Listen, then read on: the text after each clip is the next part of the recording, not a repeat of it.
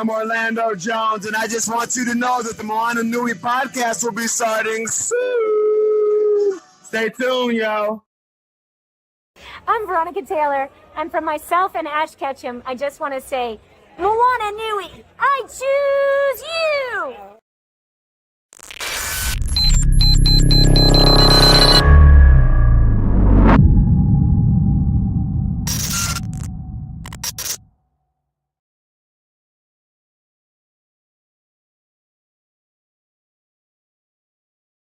One, thanks for coming to see me.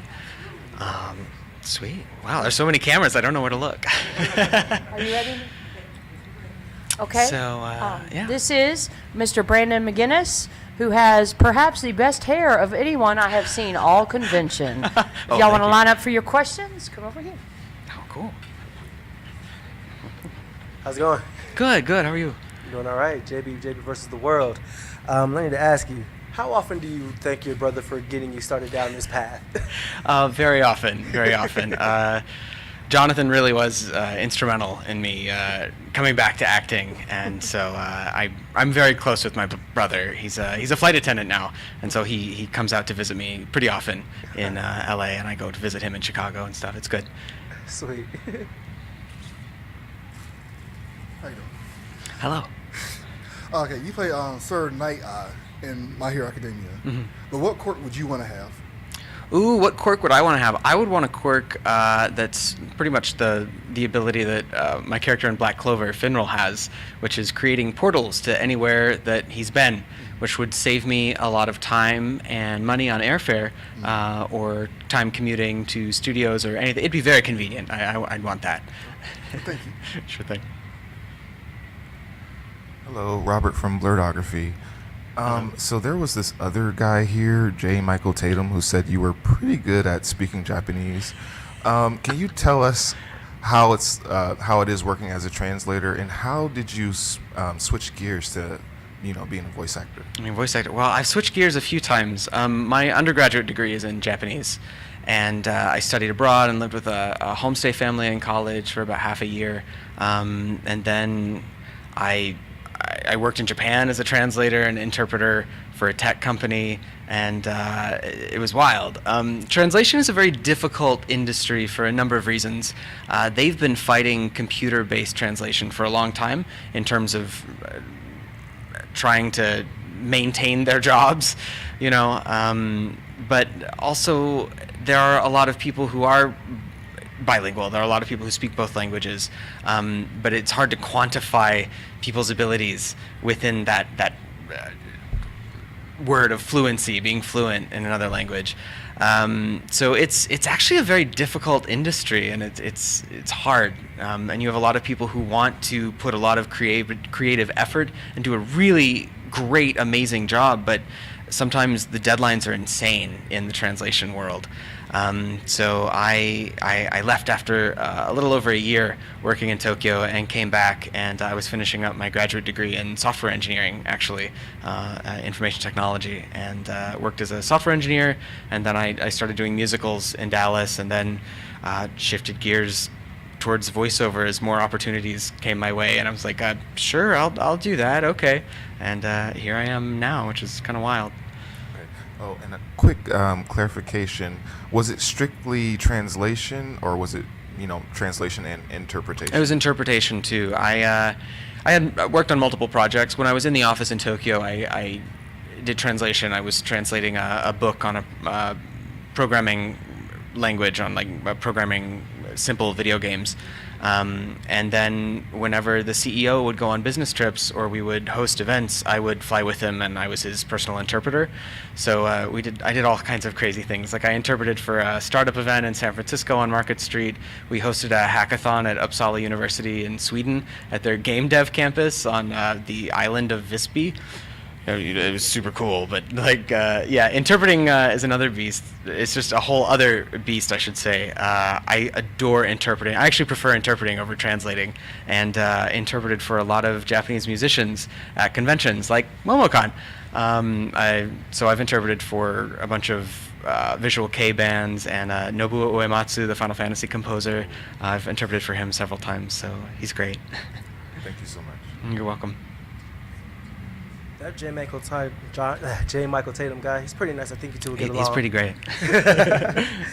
Now, you voice an upper rank in Demon Slayer.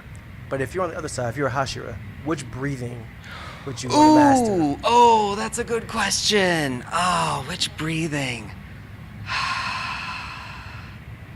Oh, that's so hard. I think, the first one that comes to mind is like the water, the water breathing, right? Like the whole waves and stuff. I like that aesthetic. I think it's pretty cool. So I choose that one. All right. So, hey, how you doing? Hey. Glenn Malone with Complete Nerd Authority. So, you have a really amazing track record, right? So I can't. So tell me your experience or whatever one that's like popular anime right now, right? You know, Demon Slayer, Dr. Stone, or whatever one, right? What was your experience in one of those, like, for you? Like, it doesn't matter which one you pick, but which one's been your experience for you? Because I can't pick one because I want to know them all, but I'm just curious on which one you were picking. What was your experience for it? Probably the most unique one for me was Gyutaro and Demon Slayer, because the studio that sent that out almost always sent out the audition almost always includes a vocal reference to the Japanese performance. And Gyutaro's Japanese voice actor is Ryota Osaka, and I had never heard anyone do what he did with his voice in any language, right? I sat there and listened to the reference. I was like, what? What is this? This is amazing. So I sat and I studied it for about 2 hours, trying to figure out technically what he was doing with his voice. Okay. And it was the most time I've ever spent on a voiceover audition. I'm like walking around the house going like, oh, okay, so it's falsetto, but it's like vocal fry, but it's what are we saying? Okay, there it is. All right, and so it was like that. I mean, it was amazing because Aniplex cast me in it, and I met someone that was on the team that chose my audition, and we had a long conversation about it at the premiere of the Demon Slayer movie in Los Angeles earlier this year, and it was fascinating to talk to her about it because she said, you nailed it.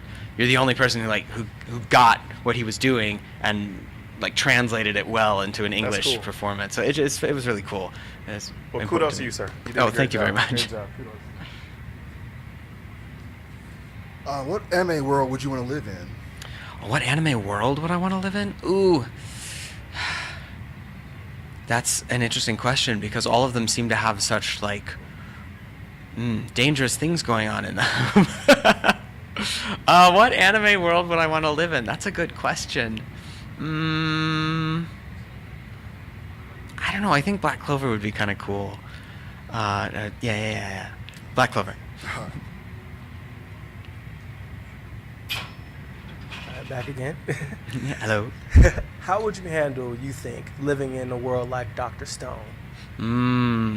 How would I handle living in a world like Dr. Stone? I think it'd be very difficult for anyone of our time to live in the world of Dr. Stone without, like air conditioning. That would take an adjustment, right?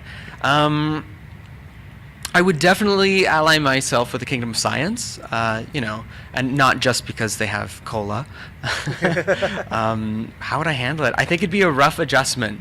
I'd be okay after a while, but it would take some adjusting, definitely. Now, also, what is your nerdy origin story? What got you started in the medium and got you watching and loving, becoming a fan? Of anime? Yes. Ooh, what got me started as a fan? I can't remember a time in my life where there wasn't anime. I'm dating myself here, but I remember when I used to watch anime on TV on local, I think WB33 in Dallas when I was 6 and 7. I watched Sailor Moon and Dragon Ball when it aired on TV, a while ago. But I think that's what got me started, and then I started watching anime on the Sci-Fi Channel. Yeah. Sci-Fi, anyone remember? Yeah, Sci-Fi.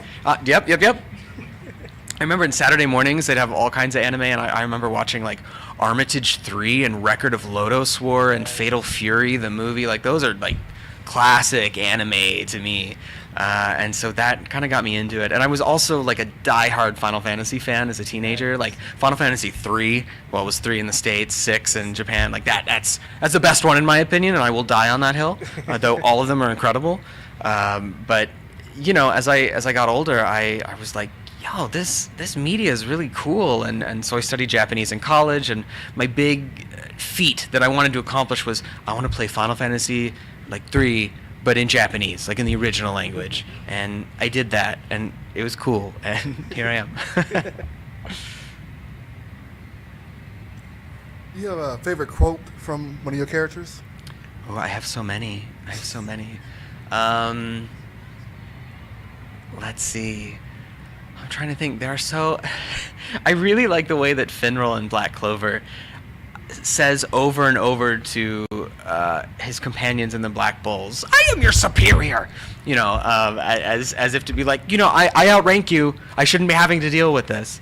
There's something about that line and his delivery that I think is hilarious.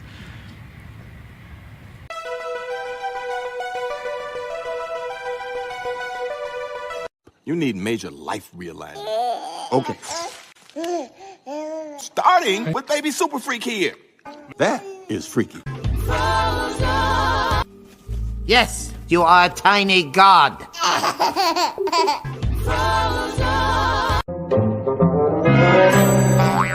Hmm.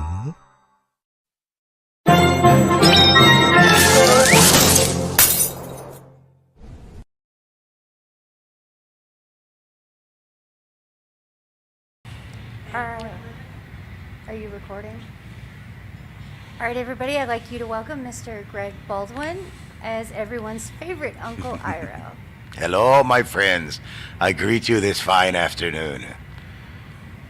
How you doing, sir? Doing very well, man. How are you? I'm doing all right. JB versus the world. You came into the role having to fill some major shoes. How do you feel about your reception from the fan base from you doing the role after? They have been remarkably kind. I do think one of the things I think about, I'm so glad when I was cast in 2006 that social media was not so pervasive and toxic as it is today. I think if social media was like it is today then, maybe that people wouldn't have been so kind to me. But I realized from the moment I got the part that people are going to say, hey, you're no Mako. And I figured out the best way to counter that is to say, absolutely, I'm not Mako. Mako was nominated for an Academy Award and a Tony Award. Mako's resume spans 3 decades of good, solid work. I could never be Mako if I tried. You know, I'm not going to be nominated for an Oscar. So once we meet on that, I level the playing field, and everybody, I say, you're right, I agree with you, I'm no Mako. I think everybody was a lot more, you know, cool with me voicing the part, you know. And I truly do. You know, I have been a fan of his since 1977 when I first heard his voice in a Sondheim musical called Pacific Overtures. And, you know, it's not an act. I truly do admire this man's work very, very much. And after all that he has given me in my life, it makes me, you know, it makes me happy that I can give a little bit back to him by continuing to honor all he did when he was here. And I hope to meet him someday. Just not today. You did an amazing job, though. You're welcome. Thank you. Hello, I'm Polaris. I'm also with JB versus the World. How you doing? Hello, my friend. You had mentioned in a panel I was there earlier today that one of the things you would like to see if they would expand the Avatar universe as a prequel of sorts about Iroh. And I was just wondering, I know you didn't create the character, but I was wondering what your take on that character would be if he was younger and we got to see the general that he was before we got to see the benevolent being that he is now. I think that would be interesting, you know, because I think Iroh was not always the kind, loving, you know, wise uncle that we know. He was basically a war criminal, you know. He was not a nice guy. And I think it might be jarring for people to see that side of him, but I think it actually might, we would appreciate the softer side of him even more. And it's literally, it's like that fan said to me, we talked about Iroh's redemption arc, and I do believe that. The more I think about it, Zuko is Iroh's redemption arc. His redemption arc begins with the death of his son, and it ends when he has molded the new Fire Lord into a good and kind and a benevolent Fire Lord, you know? So yeah, I think that is something I definitely would like to see, but I think it would be jarring to people, you know? But I think they would probably get used to it because everybody knows what his past is. So I think people would still be interested in seeing it and not just too taken aback by it. Thank you so much. You're most welcome. How are you doing? I'm doing very well. Fantastic. My name is Glenn Malone with Complete No Authority. So, out of all the projects you've done, right? Because you've done so much, and I appreciate it. I even looked at you've done TMNT, right? Which is actually really cool. What has been your best experience? You tell me what project was your best experience, right? For you, out of everything from getting cast to actually doing it, meeting the cast, stuff like that. What's been the best project for you? I would have to say, and I would absolutely say that Iroh has been my favorite part, and being part of the Avatar universe has been my absolute. I never expected anything like this. The cast never expected anything like this.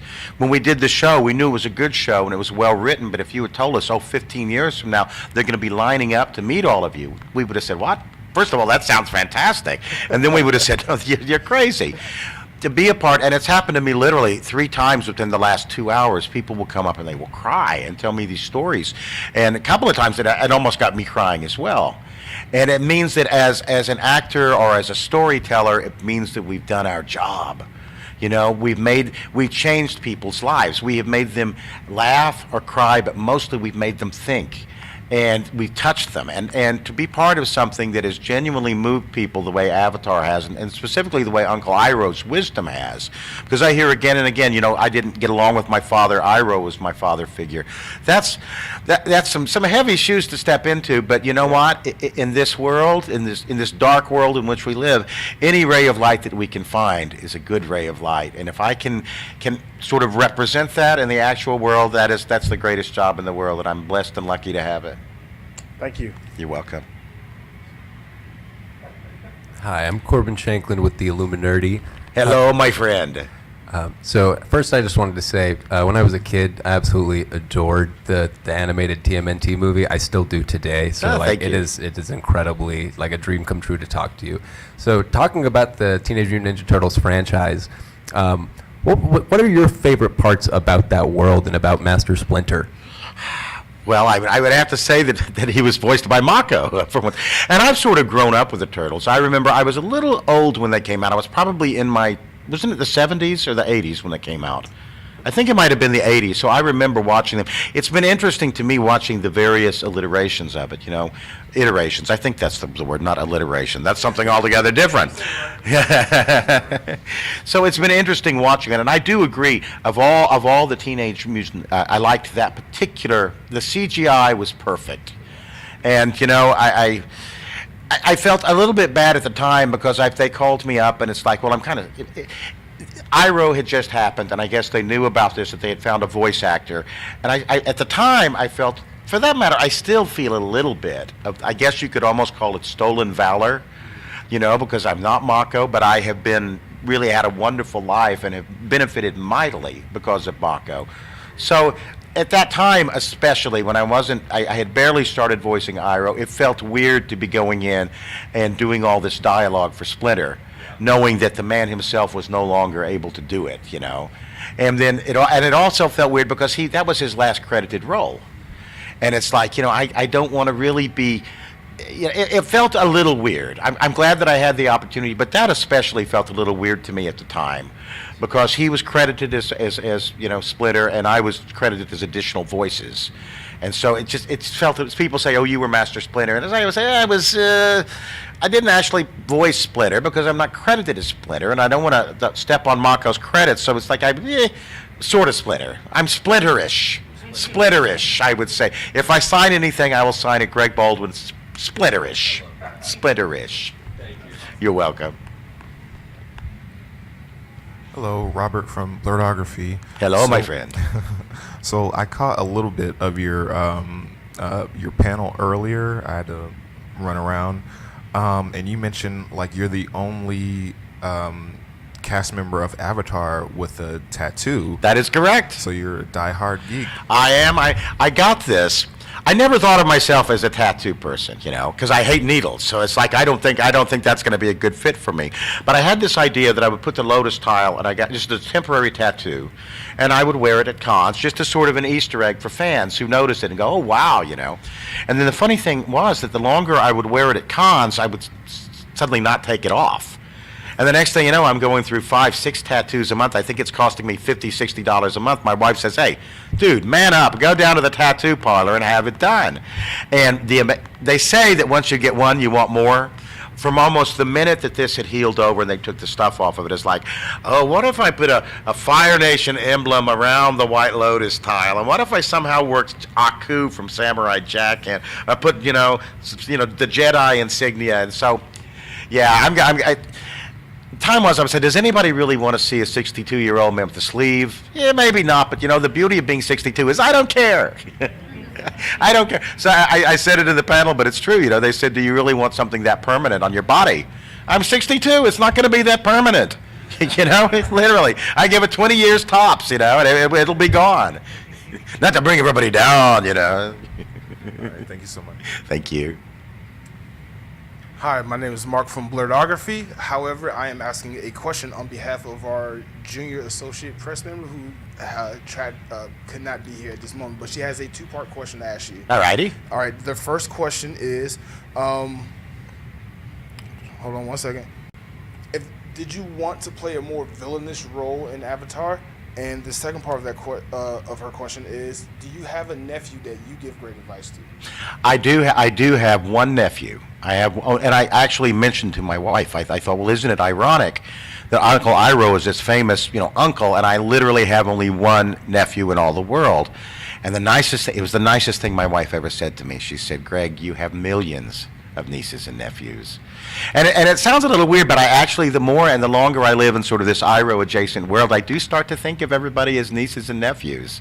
And so it's honestly, being almost universally beloved is fantastic. I just want to say that. No one has ever come up to me and go, "Ooh, I hated your character on Avatar."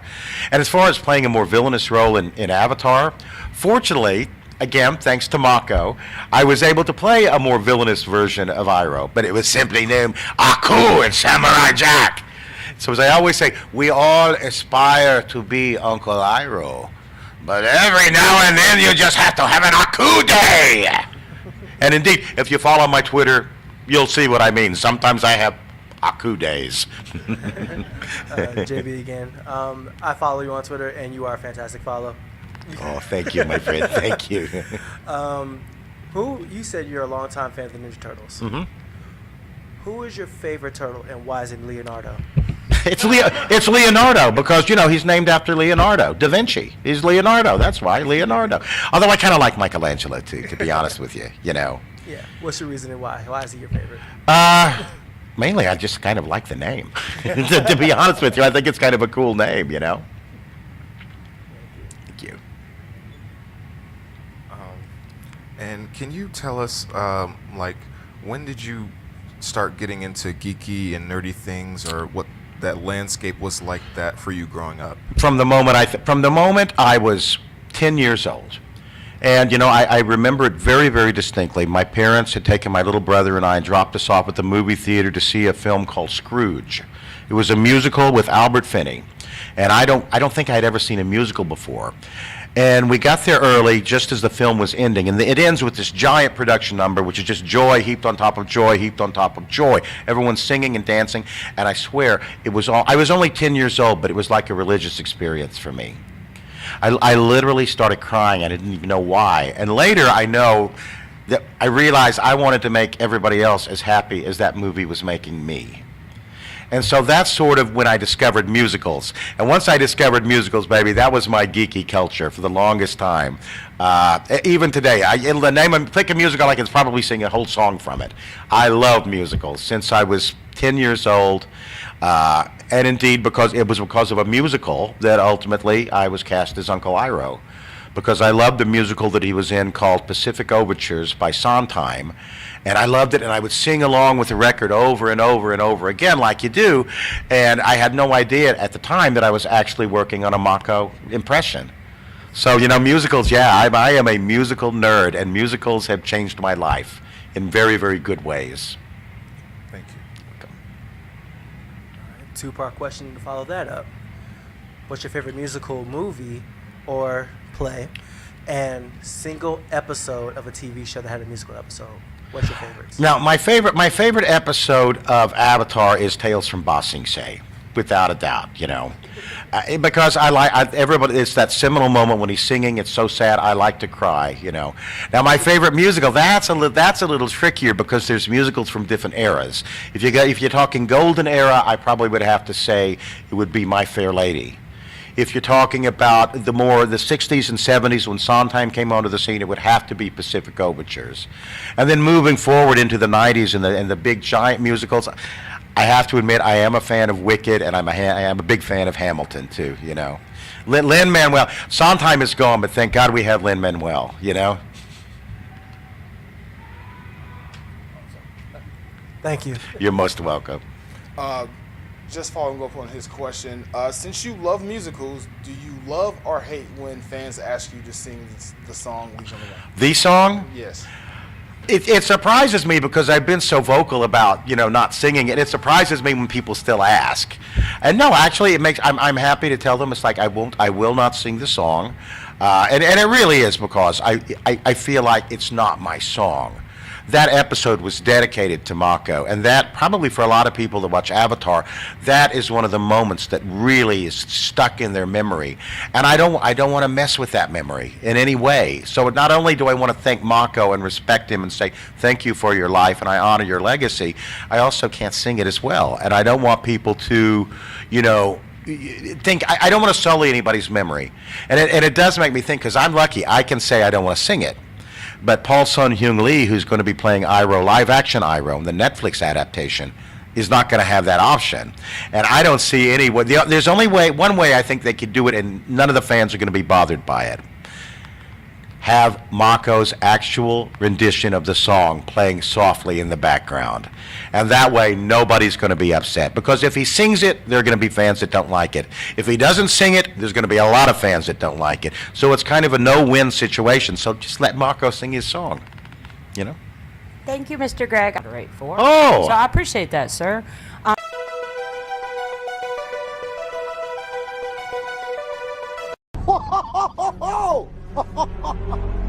Who is this? I don't know. He's glorious. I mean, he's just like you, but way better. Way better. Thank you. No, it's not a compliment. I wouldn't touch him if I were you, buddy. You don't think I should touch him. You don't mind this, do you? Because I'm your buddy, too. I think he's gonna hit you. He punches so hard, but yet his hands are so soft. Be strong. Okay, bye.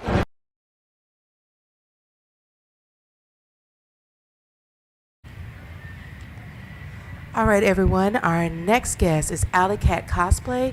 You have seen her at multiple cons as a guest, but also known for her amazing cosplays, from styling her own wigs and much more.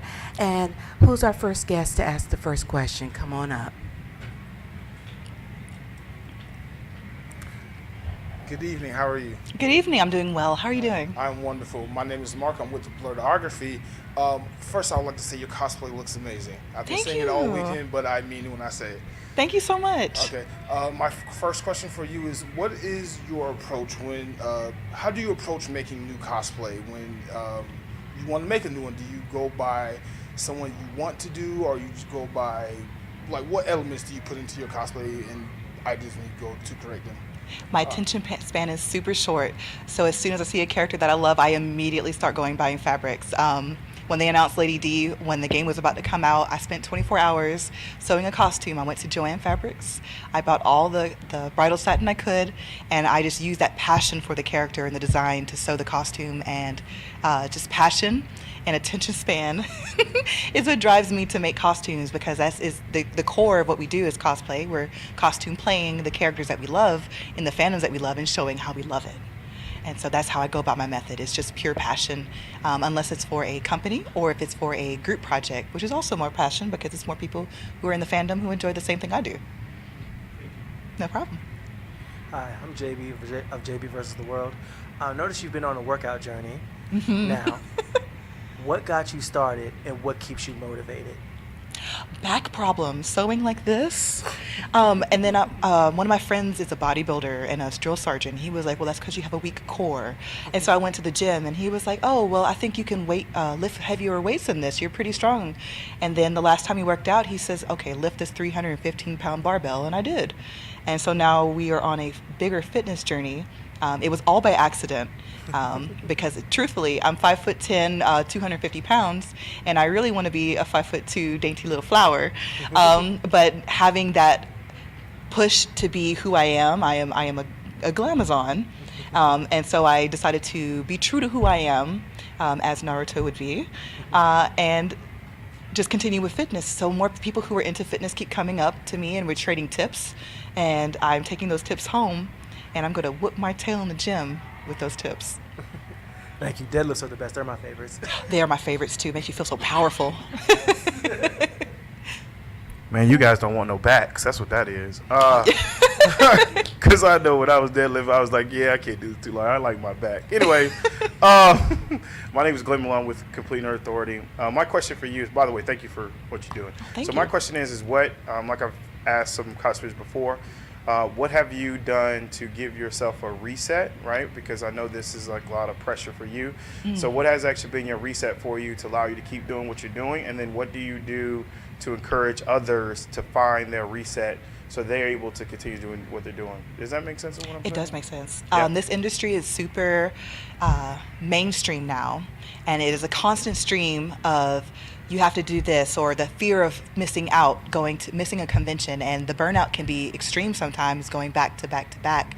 And the only thing good that the pandemic brought me was self-care and knowing how to sit back and reset my body. Because once everybody in the world was stopping what they were doing to reset, I got to realize I was pushing myself too hard.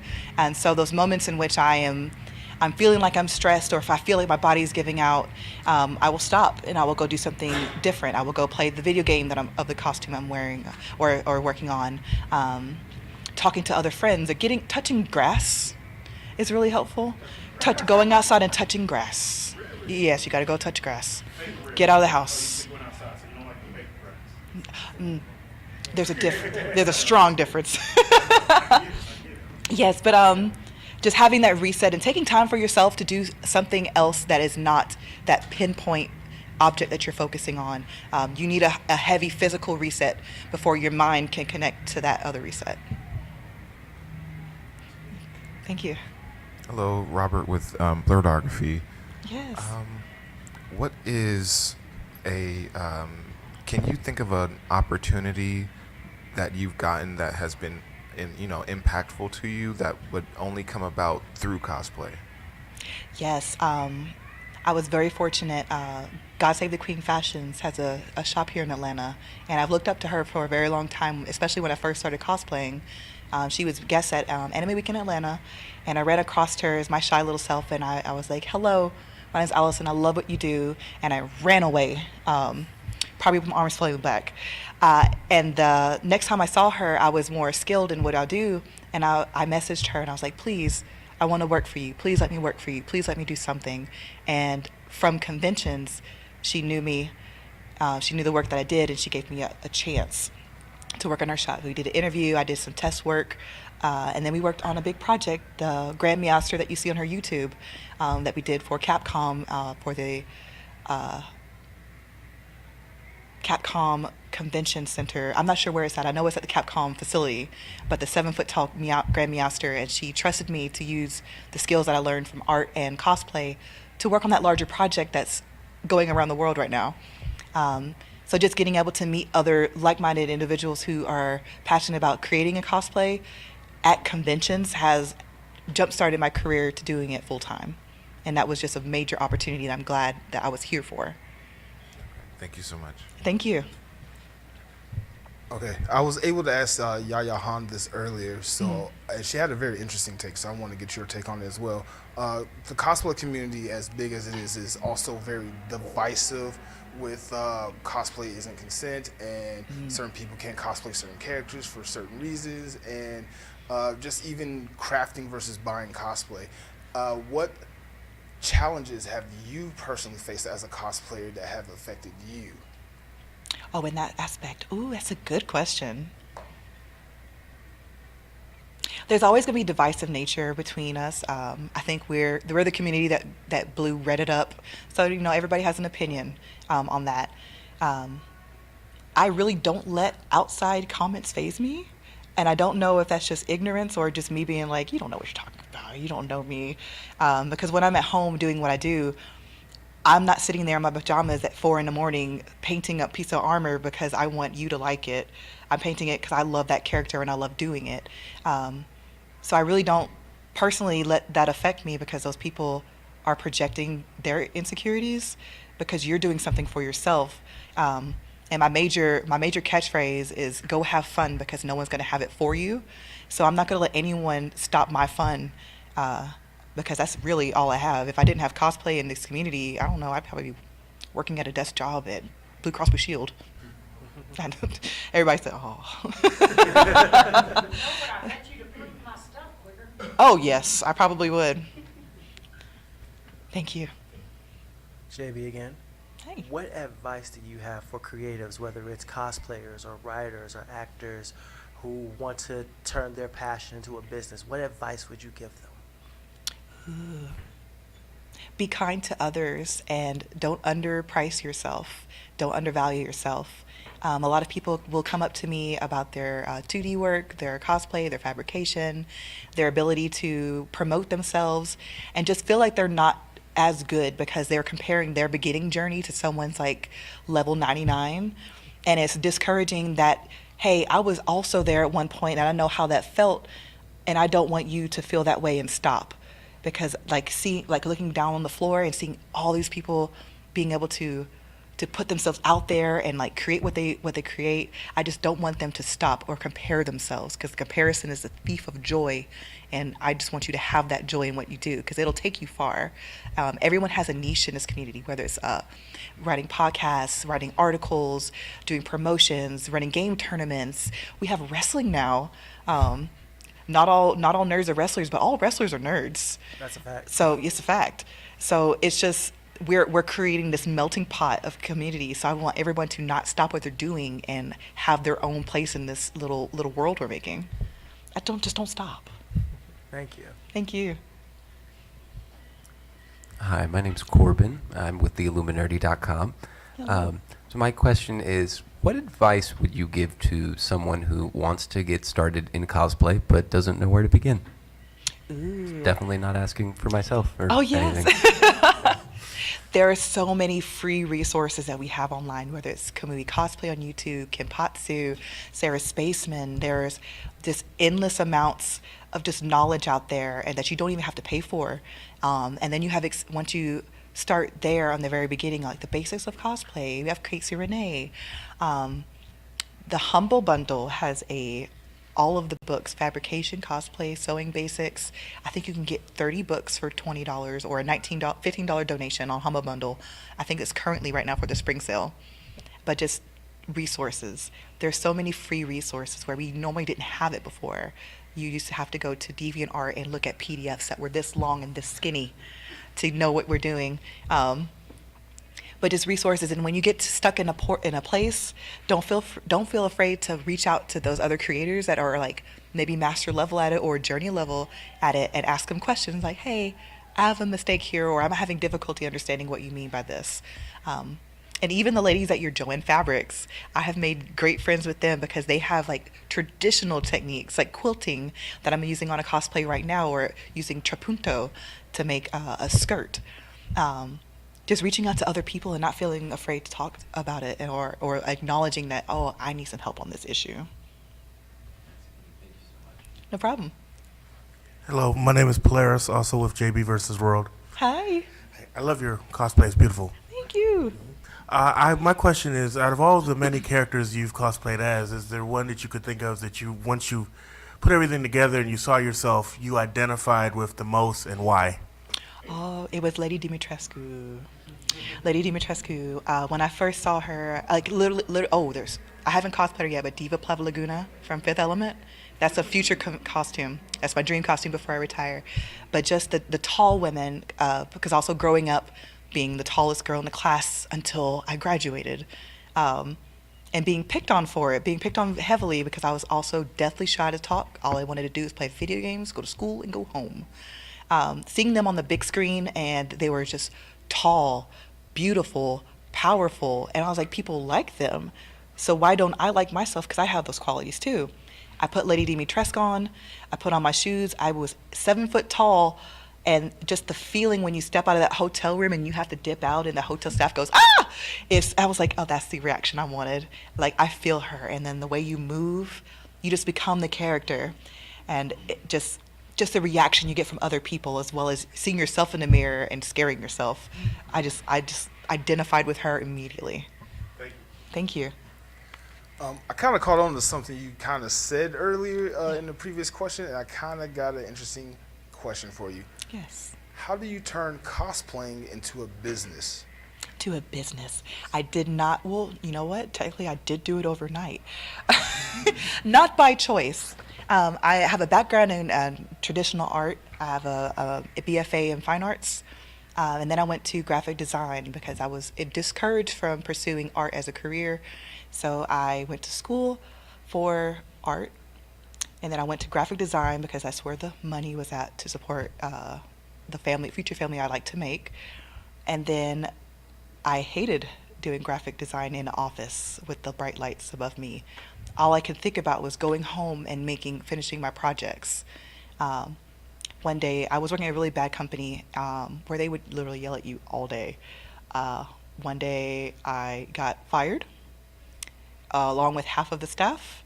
And I said, you know what, I'm going to use my skills to do cosplay. And I gave that a test run while I still had a stipend for a little bit. And I was able to support myself fully with that ground. So if anybody's looking to do cosplay full time, go slow. Don't jump the shark like I did. Don't jump the shark and do it immediately. But test the waters. Do something part-time. Do a commission here or there. If you enjoy it and you get fulfillment out of that, then consider pursuing it. Go part-time at your job and then do cosplay part-time. And then if you're getting productive at cosplay, once you make more money than you are at your other part-time job, then make the switch, and it's the safest bet. Thank you. Hi again. Hello. Now, I want to know what your nerdy origin story is. Like, what got you started into this medium, and which led to cosplay, and which led to where you are presently? Like, what was the starting point for you? My family. This is a deep one. I will not cry. My family, we grew up in a really bad neighborhood. It was just not a great neighborhood. So we weren't allowed to go outside very much with 3 little girls. So our family time was playing video games together with our parents. They both were playing the old Nintendo NES, Super Nintendo. So my lullabies were video game music. I played Super Mario with my dad until Super Mario Galaxy. He beat it 100%. Proud of him. And so we used that. And my sister is fluent Japanese. She started learning Japanese since kindergarten. And her sensei let us borrow a VHS of Totoro.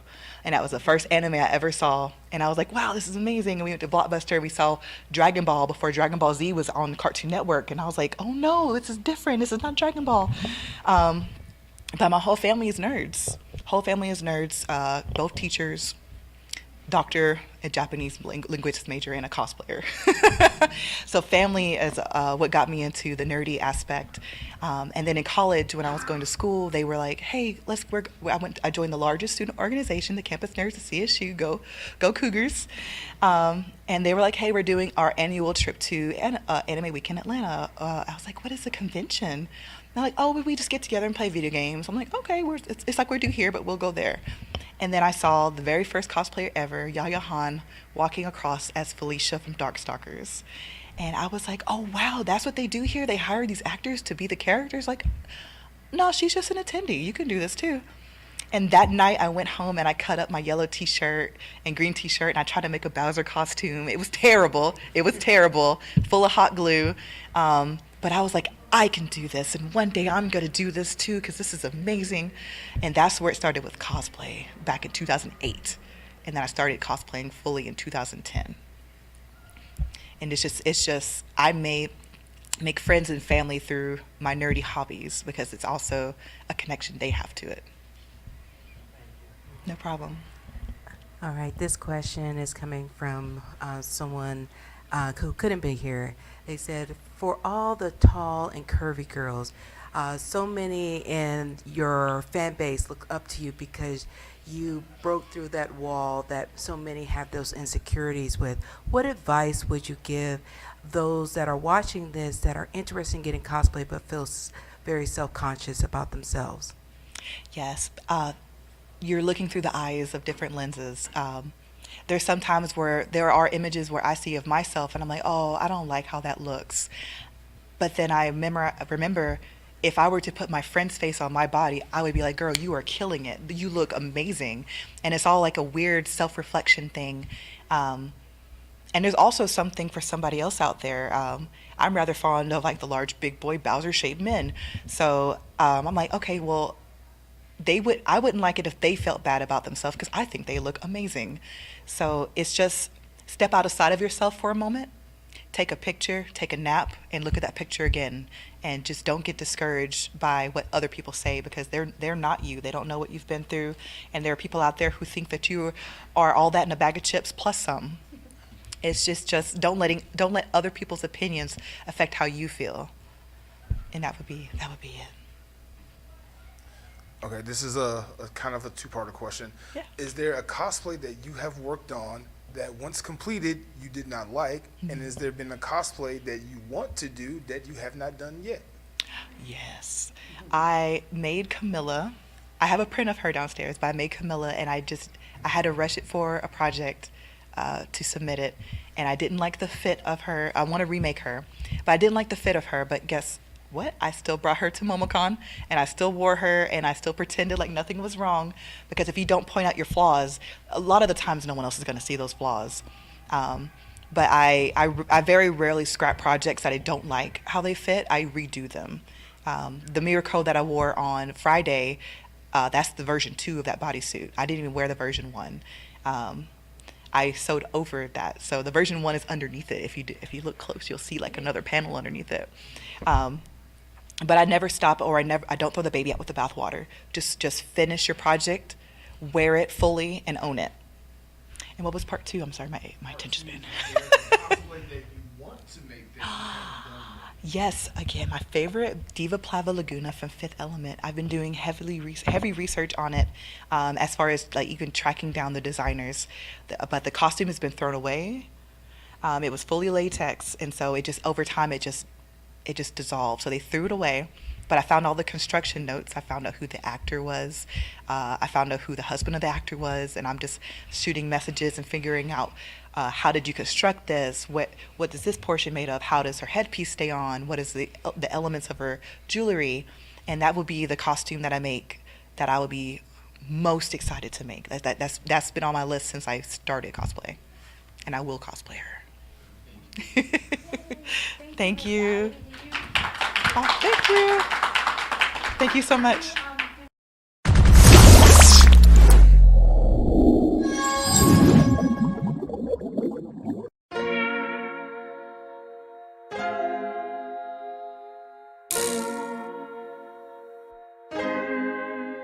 So many stories left to tell, even if we have to ourselves. Can't keep history on the shelf. If they won't tell it, we will. If this the land of the free, it was a freedom then, when they annexed Hawaii and called it Cedar Lands, without any type of payment and no signing off. Called themselves a republic in 1894. 1.2 million acres overtaken from the native Hawaiians. When they resisted, the West retaliated in violence and erasure. The Hawaiian language is banned as part of colonialism's plan to expand, yeah. Stuck between a rock and a hard place. Multiple bombings of Kaho'olawe as a part of their ongoing war with Asia. Used it as a place for target practice. No consent or compensation. Colonizers call for annexation. The work of all the locals. School will never let you know. So many stories left to tell, even if we have to ourselves. Can't keep history on the shelf. If they won't tell it, we will. Too many stories left to tell, even if we have to ourselves. Can't keep history on the shelf. If they won't tell it, we will. We will. So if you put Hawaii into perspective, well, Black and Asian history is interconnected. Considering the fight with the Pacific, then of course, versus Asia, they was treated as a middleman for war, but didn't let the Western colorism run its course, cause dark skin was a sign of dignity to core. The land was taken in the name of capitalism, when prior to it was an actual kingdom. Clap back at the system. Stuck between a rock and a hard place. Multiple bombings of Kaho'olawe as a part of their ongoing war with Asia. Used it as a place for target practice. No consent or compensation. Colonizers call for annexation. Network out for all the locals. School will never let you know. So many stories left to tell. Even if we have to ourselves. Can't keep history on the shelf. If we won't tell it, we will. Too many stories left to tell. Even if we have to ourselves. Can't keep history on the shelf. If we won't tell it, we will. So many stories left to tell. Even if we have to ourselves. Can't keep history on the shelf. If we won't tell it, we will. Too many stories left to tell. Even if we have to ourselves. Can't keep history on the shelf. If we won't tell it, we will. We will.